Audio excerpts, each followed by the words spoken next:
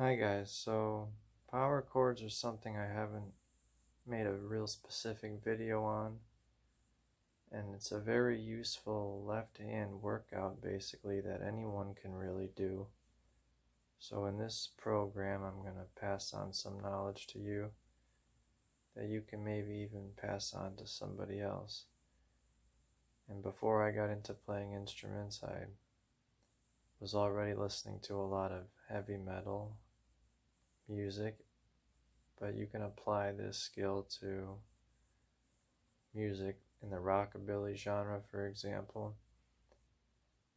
I wouldn't necessarily say that rockers created power chords, but they certainly put together a way to engineer them into their playing, and it was a fairly innovative time within music.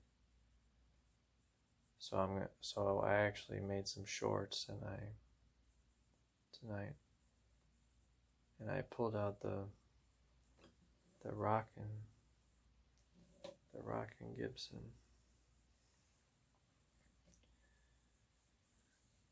I was going to play the 018 because it is more small and manageable, but I just thought this was the go-to. And so we're going to speak about different layers to it. Towards the beginning, I played a familiar song, and that was with the idea that this shape here is portable, and it's even portable in this direction. So you slide it around by relaxing, and then you can move it in this direction. So in that sense, it's portable. And then what you heard me doing was actually, it makes it easier sometimes to, you can't see way up, to put it, due to physics or geometry, so to speak. As you go up higher, it's easier to do what I did when I added the pinky. In case you couldn't tell, I was, say for example, where I'm right here, for example, it really doesn't matter where you are. Like I said, it's portable. And that's why I have fret markers on the instrument. So to add the pinky, it's a lot easier here when I'm way up here. And in case you can't tell, when I'm adding the pinky, it's basically canceling out what the ring finger's doing. Think of it that way. And the thing is, the more you do this, you gradually make your way down, and not in a day, not in a night. And this does cause, while you're playing it repeatedly, it does cause some strenuous feeling. You have to stop. So specifically, what am I doing, right? Let's take the third fret. So I'm here at the 3rd fret. Here's my index finger. It'll focus on the fretting hand for the most part. For right now, anyway. Here's the index finger. Thickest string, 3rd fret. Like I said, for the 1st finger. That's that finger's main job. And an important thing before I forget is the thumb. I got a big jumbo guitar here, so I know that I can a little bit.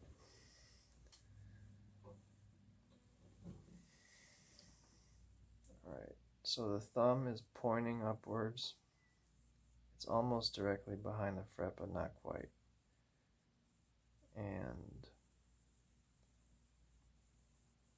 And it's almost, when it's like this, the viewer or the listener can't see it. So that's important, because you might think the thumb's not there, it's not visible. Well, it's there, it's doing something important. Without the thumb, you could never add the pinky. And that's that rockabilly sound That's a pretty big secret that I just gave away. I mean, it's not the rockabilly sound, but it's one of them. And so anyway, I was here at the 3rd fret. That's that finger's main job. And now with the thumb, the way I told you, here's our 3rd finger or ring, 5th fret, 5th string. Pressing down now. While in this position, the 4th string is really muted. 3rd string's really muted. 2, these are all muted. Because think about this real quick. Why do you think the real rockers are playing that aggressive strumming? They don't care how far or how hard they strum. That's part of it. That's the whole part of. Think about swinging your hand around 360 degrees. It's almost like a caricature, right? When you really, it takes you back to think about the instrument that way, doesn't it? Well, that's because of that muting with the power chords, right? So, because when you think of traditional chords, for example, like your D, right? Here's your D.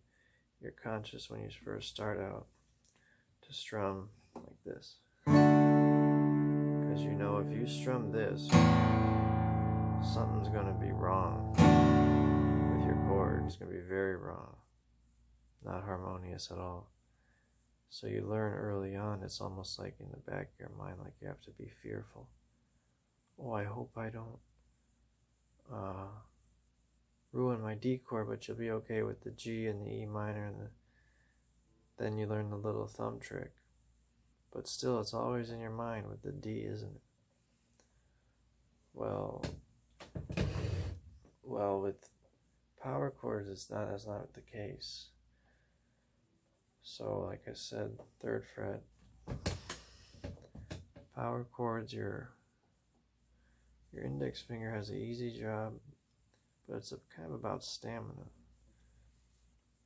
And you're muting. So the only strings you're ringing out, you're playing, or you're focusing on right now, are the 6th string, and the 5th string. So that's our ring finger or 3rd finger here, 5th fret at the 5th string. And if I was to add the pinky, I'd be adding the pinky now, 7th fret at the 5th string, if I was. And you can add in upstrokes. It just all has to feel right. And when you get really talented at it and you really put the time in for over the course of several weeks or something, then you can get to doing your F. Because you have to learn all of the notes on the fretboard. You have to learn, and once you learn this thickest string, you'll also have learned the thinnest string. Because I said this shape is portable, you'll want to know which power chord you're playing at the time. You'll want to know, say you're playing a C power chord, you'll want to know that. Might feel overwhelming at first to recognize that just about everything you play has a name behind it. But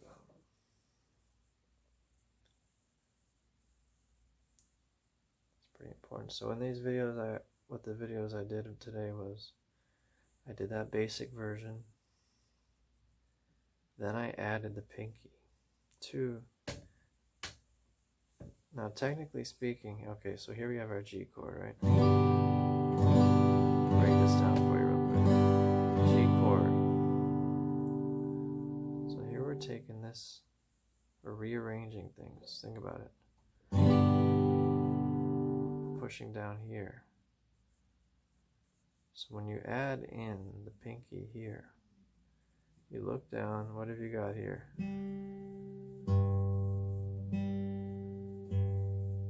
Do you have another G?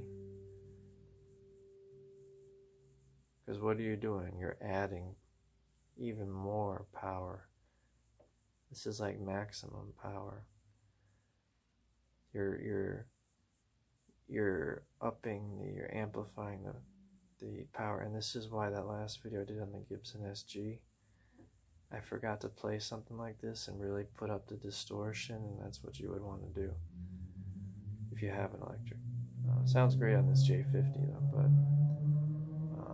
if you have an electric and you can turn up your distortion and have fun with this, and I might do that later. Not tonight, because I've been up since 4 in the morning and it's 12:16 a.m. But, and so, when I went to work today, where was I? Oh, so I added, oh, I was here the third fret. I added the pinky in. Now then after that, I began doing this, where if you don't keep the thumb, like I told you, none of this is possible. It's really not.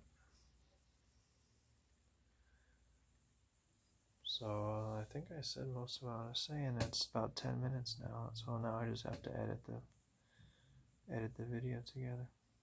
Some interesting stuff happening though. I went to this tag sale today and found a guitar there. It's not what you would expect. There's gonna at a tag sale, and I know I didn't need a guitar, but I went to this tag sale and I just had to buy this. I didn't spend much on it, but it's gonna be interesting to make videos, I'll tell you. And yeah, it's not gonna be what you would expect. And then I went to a tag sale the day before that, and something else real strange occurred, which I'll have to make a separate video on. And so I don't know, maybe people are doing spring cleaning, I don't know what. But it's definitely been interesting. And try not to spend more than I have to, though, and be smart. And just as an update, if you're still listening, I made a video a while back about this Texan, and long story short, the store took the listing down to increase the price, and now it's back up again. And I looked through all my guitars, and I want to keep all my guitars. I like them all. I even like the LG 2 3/4, both of them. And the only one I consider getting rid of, which wouldn't be an even trade by any stretch, is the Gibson Gospel, only because it has a funny smell to it. Like, this guitar smells great. And I will smell, the whole thing smells great. And not just because of the new case. That's a hard thing to live with. And that's something you take in when you buy used, you just never know. That's the only one really that I wouldn't really regret not having, so I don't know what I'm going to do. Just keep an eye on it for now. I'll tell you more about that later, as I gotta go. I thought as a bonus we would take a look at the right hand, since it's tradition.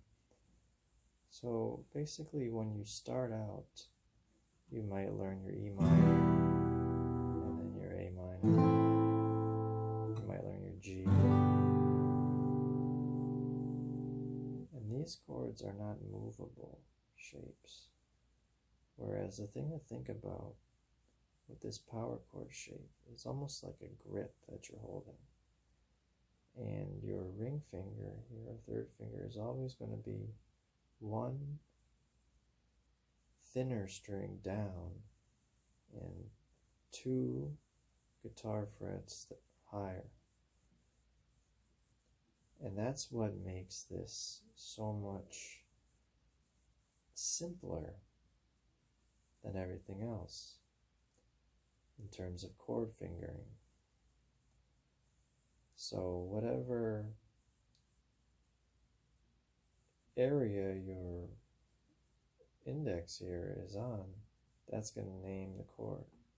So say this finger here is on the first fret thickest string, right? Then that would be the F power chord.